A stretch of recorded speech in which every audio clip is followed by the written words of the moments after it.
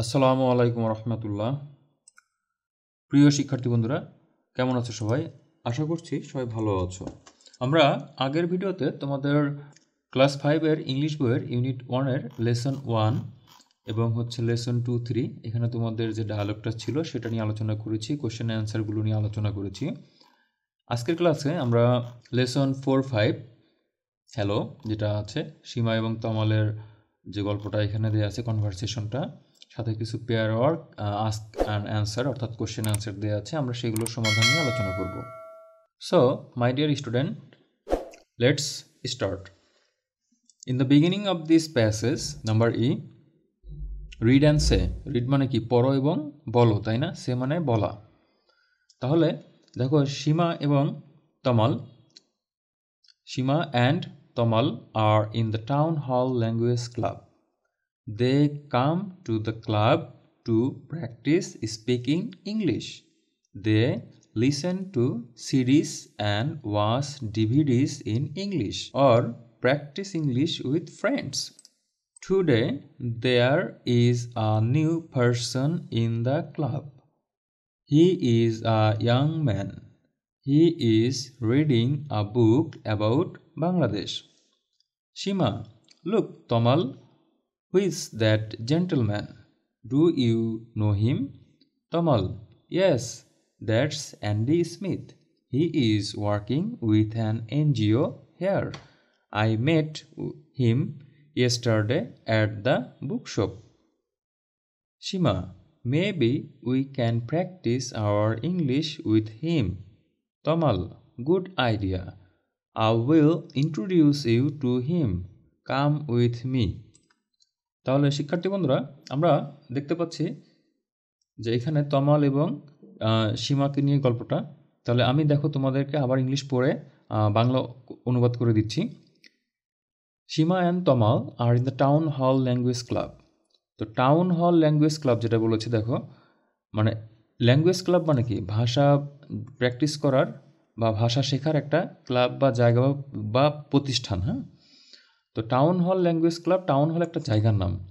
এটা বিভিন্ন জায়গায় থাকতে পারে, সম্ভবত এটা মোহাম্মদপুর, ঢাকা মোহাম্মদপুরে টাউন হল নামে একটা জায়গা আছে। হোয়াট এভার ইট ইজ, মানে যাই হোক।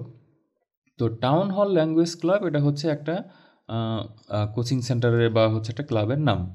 তাহলে আমরা যদি পুরাটুকুর অর্থ বলি যে Seema and Tamal are in the town hall language club. Seema এবং তমাল টাউন হল ল্যাঙ্গুয়েজ ক্লাবে গিয়েছে বা আছে। আর বলতে এখানে বর্তমানে তারা আছে। They come to the club, they come to the club to practise speaking English. তারা এসেছে, কোথায় এসেছে? ক্লাবে এসেছে, তাই না? They come to the club, তারা ক্লাবে এসেছে to practise speaking English, English practice করতে, তাই না? এরপর দেখো যেটি বলছে, they listen to CDs and watch DVDs in English or speak English with friends. শিক্ষার্থী বন্ধুরা, তোমরা হয়তো সিডি ডিভিডি চেনো না।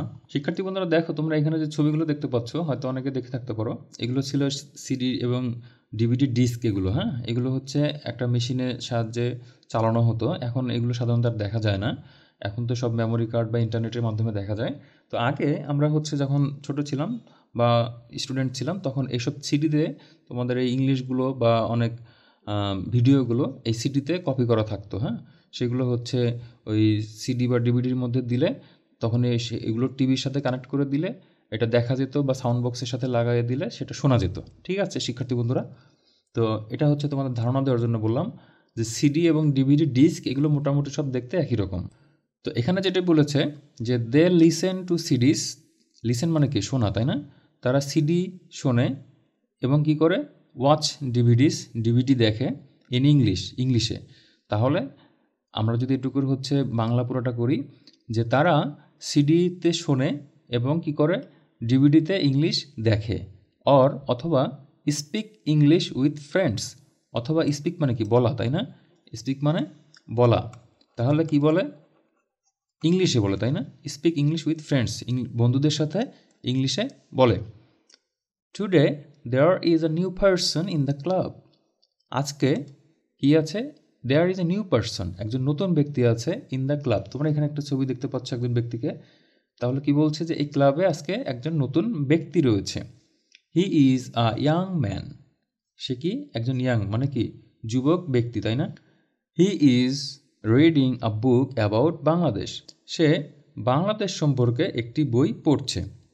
হি ইজ রিডিং পড়িতেছে বা পড়ছে, হ্যাঁ, মানে এখনও সে পড়তেইছে। এরপর শিক্ষার্থী বন্ধুরা দেখো যেটি বলেছে যে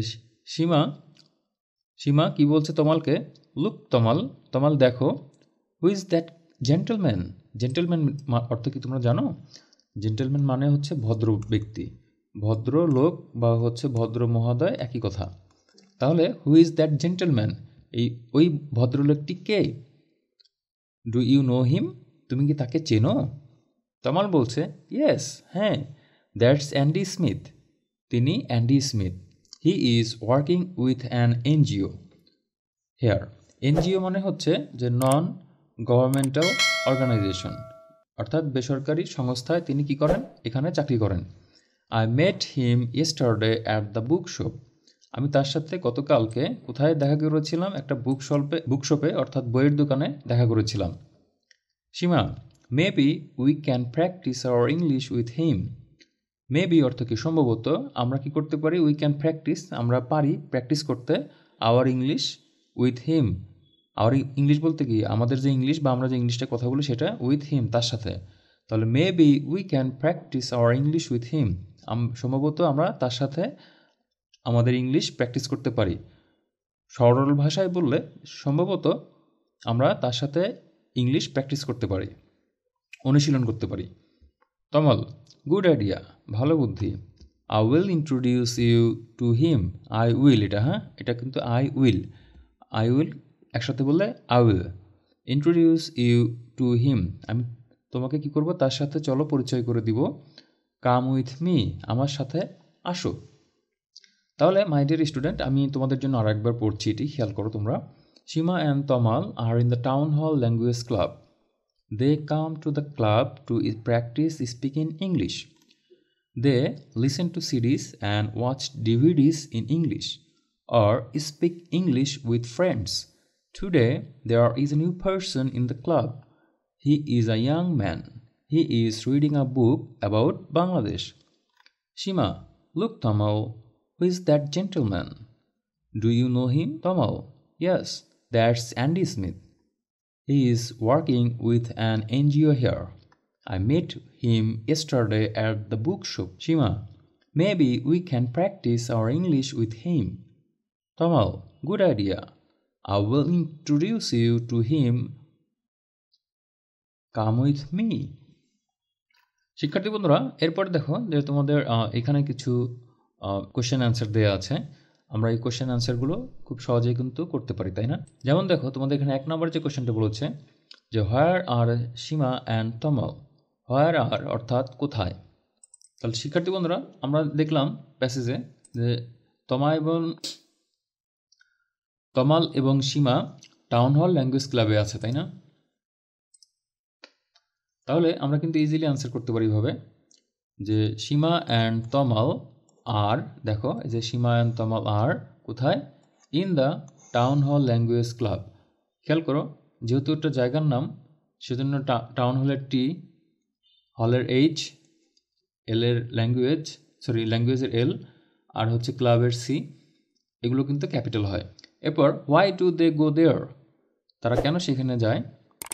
তাহলে কি করব আমরা শুরুতেই দেখো এই সাবজেক্ট যেটা আগে লিখব, দে গো দেয়ার, কেন গিয়েছিল? To practise speaking English practise করার জন্য তারা সেখানে গিয়েছিল, তাই না শিক্ষার্থী বন্ধুরা? এরপর 3 নম্বর যেটি বলেছে who is the new person there. তাহলে নিউ পারসনটা কে ছিলেন? অ্যান্ডি স্মিথ, তাই না? তাহলে আমরা এই যে এখান থেকে দেখো এটুকু কিন্তু লিখব, the new person is K? Andy Smith, তাই না? হোয়াট ইজ হি রিডিং, তিনি কি পড়ছেন? তাহলে আমরা দেখেছি তিনি কি পড়ছেন, হি is reading a book about কি সম্পর্কে? বাংলাদেশ, তাই না? তাহলে এইভাবে কিন্তু আমরা 4 নম্বর কোশ্চেনের অ্যান্সারটাও করতে পারি। এরপর শিক্ষার্থী বন্ধুরা 5 নম্বর যেটি বলেছে where did Tamal meet the new person. দেখো ডিড দেওয়া আছে, তার মানে এটা হচ্ছে পাস্ট টেন্সে কোশ্চেনটা করা আছে। তাহলে পাস্ট টেন্স দুইবার হয় না, অর্থাৎ দুইটা ভার্বের পাস্ট ফর্ম হয় না। এখানে ডিড দেওয়া আছে, সেজন্য মিটের কিন্তু হচ্ছে প্রেজেন্ট ফর্ম দেওয়া আছে। তো আমরা যখন হচ্ছে ডিড উঠিয়ে দিব তখন কিন্তু এই মিটের পাস্ট ফর্ম হবে তখন। তাহলে Tamal met the new person কোথায় মিট করেছিল? অ্যাট দ্য বুক শপস, তাই না? এরপর নাম্বার 6 যেটি বলেছে, why does Seema want to meet the new person. দেখো সীমা হচ্ছে থার্ড পার্সন সিঙ্গুলার নাম্বার, সেজন্য ডাজ হয়েছে, ডু এর সাথে ইয়েস যুক্ত হয়েছে। তো আমরা যখন ডাজ বাদ দিব তখন এই ওয়ান্ট যেটা প্রিন্সিপাল ভার্ব এর সাথে এস যুক্ত হবে। তাহলে অ্যান্সারটা হবে এরকম যে Seema wants to meet with the new person. কেন মিট করতে চায়? কেন? টু প্র্যাকটিস ইংলিশ, তাই না? কোশ্চেনটা ছিল যে কেন সীমা নতুন ব্যক্তির সাথে মিট করতে চায়। তো নতুন ব্যক্তির সাথে মিট করতে চায় কেন? যে ইংলিশ প্র্যাকটিস করার জন্য, তাই না? তাহলে to practise English, Seema wants to meet with the new person to practise English. তো শিক্ষার্থী বন্ধুরা দেখো আমরা কিন্তু খুব সহজেই এভাবে তোমাদের যে 6টি কোশ্চেন রয়েছে সেই 6টি কোশ্চেনের সমাধান করে ফেললাম। আশা করি তোমরা বুঝতে পেরেছ। পরের ভিডিওতে আমরা তোমাদের পরবর্তী যে লেসনগুলো রয়েছে সেই লেসনগুলোর নিয়ে আলোচনা করব। আশা করি তোমরা ভিডিওটিতে লাইক দিবে। ধন্যবাদ সবাইকে। আসসালামু আলাইকুম।